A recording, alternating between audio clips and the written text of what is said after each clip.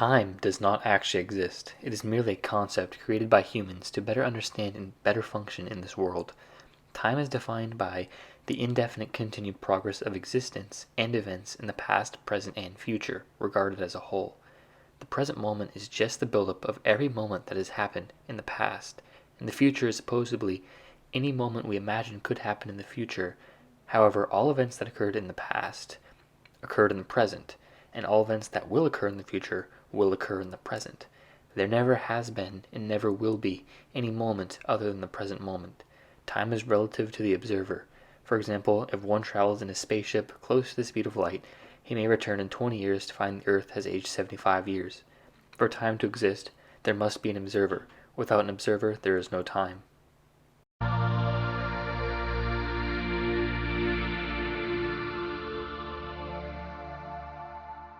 Really anything you can think of, everything that happens to you, everything you witness, everything you experience, there is deep meaning behind it. Nothing and absolutely nothing is a coincidence.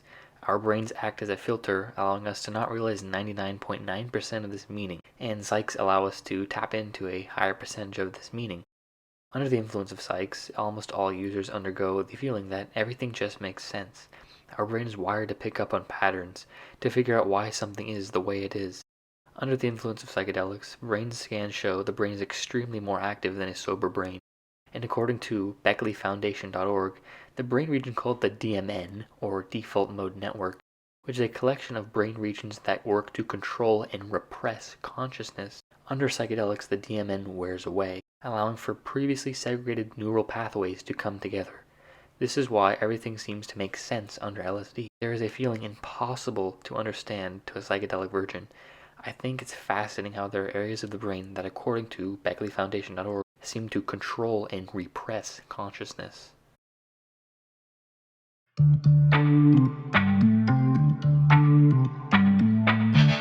Even just a few thousand years ago, there was no such thing as currency. All we did was barter. We traded a certain item or service for another item or service.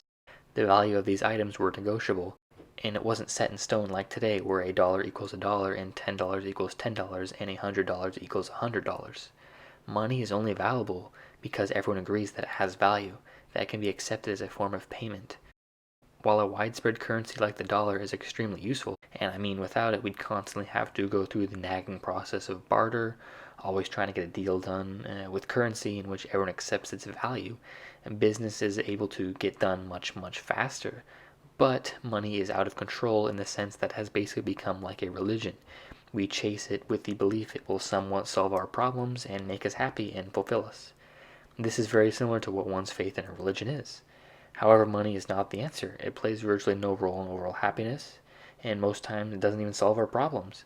In our capitalistic society today is the main reason suicide and depression are at an all-time high. Money is not the answer, but is sadly a necessity in today's world.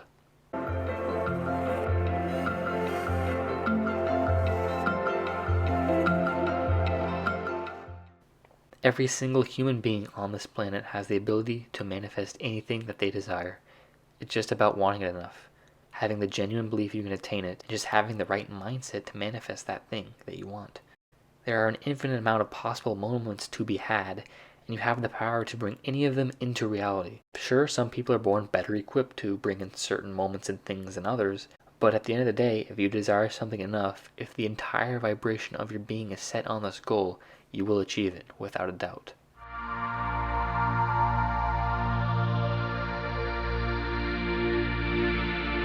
This is probably the most classic concept that all people who take LSD experience. It's a feeling that is so profound in the moment.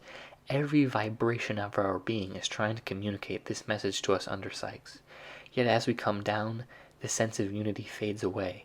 I believe that every person, plant, animal, anything living derives from the same consciousness, the universal consciousness. This consciousness is split up into trillions of different beings, making it seem like we are all separate entities, when in fact we are all the same, we are all one. When we are born, we forget this. The self is a concept created by the brain to help make sense of its surroundings. It's a mere byproduct of the brain's normal functions. We are not a separate consciousness experiencing the universe, but rather we are the universe experiencing itself. There's a reason why oneness is the main underlying principle in all religions around the world. And there's a reason why order breaks down and corruption occurs when people with big egos, narcissists, and psychopaths, anyone too lost in their ego gets too lost in the concept of their own selves. It's because they're traveling farther and farther from oneness and getting too enveloped into their own ego. These are the types of people who really need to experience ego death. Again, this is a concept extremely difficult to understand for a psychedelic virgin.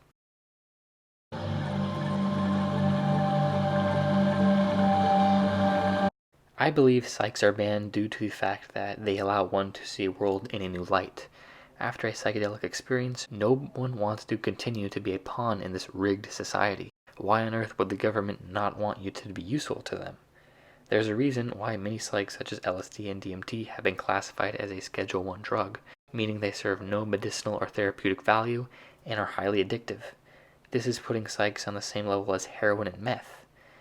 When DMT and LSD have shown time and time again to show value, aren't addictive, and have no adverse effects on the body, why are they deemed a Schedule 1 drug?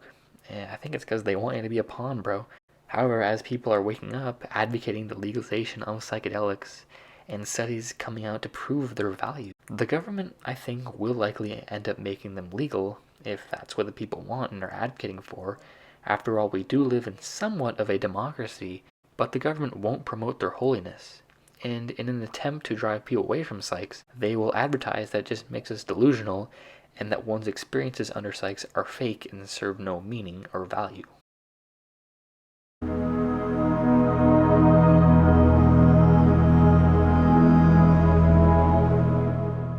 Your consciousness is infinite, never-ending.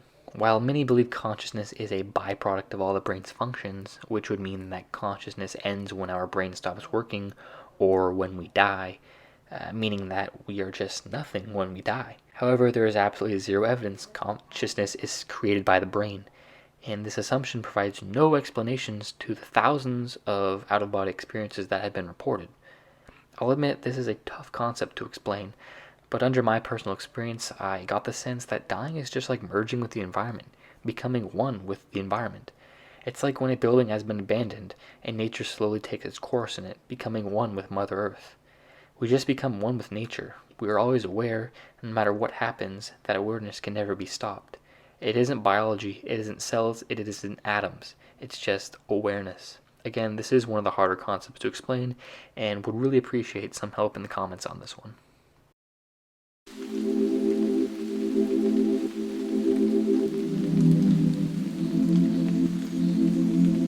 This may sound cliche, but everything happens for a reason. Under psychs, users often have a sense of profound realization that there is deep meaning in everything, and are able to pick up on these meanings in things they wouldn't otherwise notice. Remember that horrible incident years ago that left you thinking, why would the universe ever allow this to happen to me? And then you look back on it and realize it ingrained into you a valuable lesson and made you the beautiful person that you are today. Everything happens for a reason. Always go with your gut. Always go with what feels right. The universe is always trying to guide you in the right direction. Your intuition is never wrong, even if it seems wrong, because you may have just been meant to learn a lesson. Again, seems like a cliche, but under psychedelics, this makes sense. That everything happens for a reason can literally be felt rather than just a belief in the brain.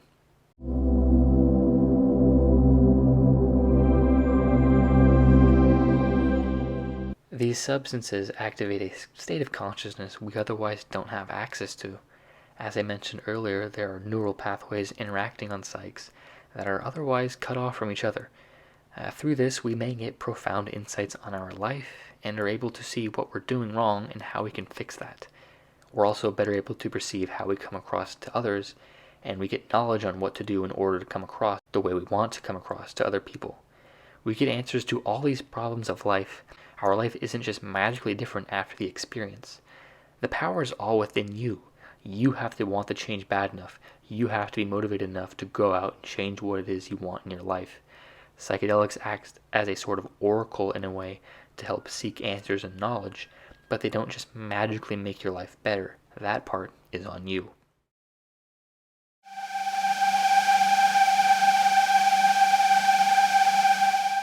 And lastly, we know nothing. There is so much out there that we don't know. A lot of it is just knowledge out there waiting to be found, but a lot of it is just things unable to be comprehended by the human brain.